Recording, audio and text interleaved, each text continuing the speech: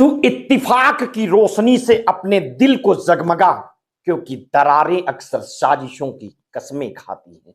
अर्थात जब आपसी सहमति और एकता की रोशनी से दिलों को रोशन किया जाए तो साजिशें और फूट के प्रयास नाकाम हो जाते हैं। मगर जहां दरारें और मतभेद पनपने लगे वहां एकता की बुनियाद कमजोर होने लगती है।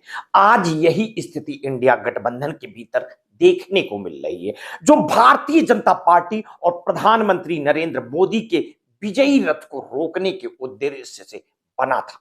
गठबंधन का ये महत्वाकांक्षी प्रयास, जो लोकतंत्र के मूलभूत सिद्धांतों को पुनर्जीवित करने और एक सशक्त विपक्ष का निर्माण करने के लिए बना था, अब नेतृत्व के मुद्दे पर बिखरता हुआ प्रतीत हो रहा है।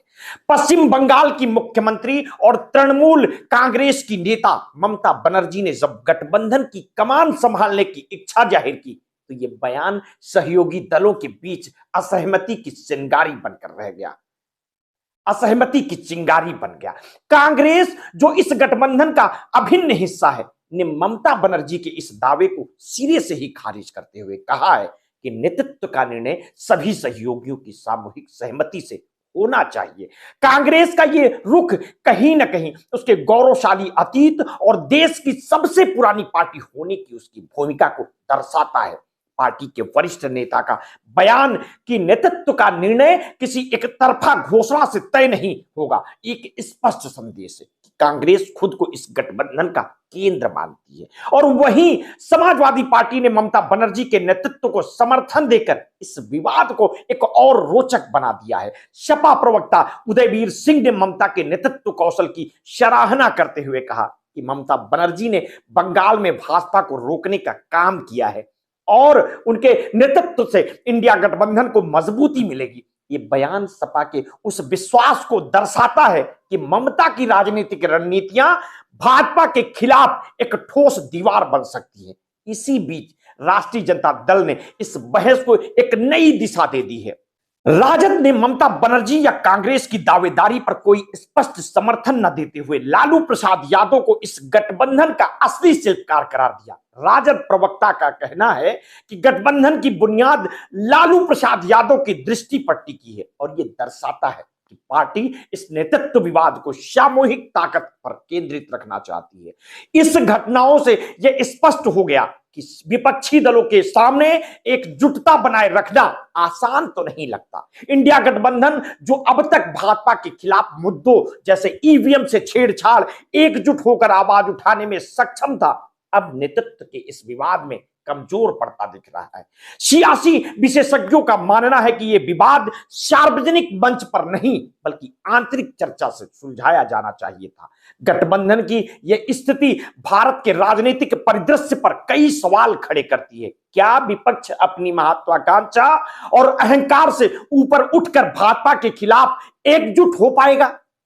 क्या नेतृत्व का यह विवाद उस उद्देश्य को खत्म कर पाएगा जिसके लिए यह गठबंधन बना था? जहां एक तरफ भाजपा अपने मजबूत संगठन नेतृत्व के बल पर एकजुट होकर आगामी चुनाव की तैयारी कर रही है, वहीं दूसरी ओर विपक्ष का यह बिखराव उनके प्रयासों को कमजोर कर सकता है। अगर विपक्ष वास्तव में लोकतंत्र को बचाने और भाजपा के खिलाफ एक मजबूत विकल्प देने का इरादा रखता है तो उन्हें अपनी आपसी रार और आकांक्षा से ऊपर उठकर काम करना होगा। सियासी मंच पर यह विवाद केवल एक नेतृत्व का मसला नहीं बल्कि ये उस भरोसे का सवाल है जो देश के नागरिक ने इस गठबंधन पर रखा है। और अगर विपक्ष इन मतभेदों को सुलझाने में असफल रहता है तो इसका सीधा लाभ भाजपा को मिलेगा, जो पहले ही अपने संगठन और नेतृत्व की स्पष्टता से आगे बढ़ रहा है। कहते हैं जब दीवारों में दरारें पड़ जाएं तो ये महज दीवार नहीं रहती, वो हर उस उम्मीद को कमजोर कर देती है जो उस पर टिकी होती है। इंडिया गठबंधन के लिए यह समय है कि वे अपनी दीवारों की इन दरारों को पहचाने और उन्हें भरने का काम करें, वरना इतिहास उन्हें केवल एक असफल प्रयासों के रूप में ही याद करेगा। चलते चलते कहूंगा कि दिलों को जोड़ने निकले थे, फासले बढ़ा बैठे, जो मिलके चल न सके वो राहें बना बैठे। सियासत में जो इत्तेफाक की बात करते हैं वही अक्सर दरमियान दरारें सजा बैठे। सामान्य सी बात है। अगर उद्देश्य से बड़ा हो तो मतभेद को किनारे रखकर एकता और सामूहिकता से आगे बढ़ना है। सफलता की कुंजी इसी को माना जाता है। इंडिया गठबंधन के लिए यही समय है कि वे अपने व्यक्तिगत अहंकार और महत्वाकांक्षाओं से ऊपर उठकर जनता के विश्वास को मजबूत करें, वरना इतिहास उनके इरादों को एक अधूरे ख्वाब के रूप में देखेगा। फिलहाल राजनीतिक गलियारों में अब यह मामला चर्चा का विषय बना हुआ है। आप इस मामले को किस तरह से देखते हैं, हमें अपनी प्रतिक्रिया वीडियो सेक्शन के कमेंट बॉक्स में अवश्य दीजिएगा। आपने अगर अभी तक हमारे इस चैनल को सब्सक्राइब नहीं किया है तो तत्काल कर लीजिए, बेल आइकन दबाना बिल्कुल ना भूलिए। अपने स्वास्थ्य के प्रति सचेत रहिए, सजग रहिए, और हाँ, आपने कभी भी कोरोना वैक्सीन लगवाई है और आपकी उम्र 40 की पार है तो अपने समय समय पर ब्लड प्रेशर की जांच अवश्य कराते रहिए। अपना ध्यान रखिए। बहुत बहुत धन्यवाद। साधुवाद।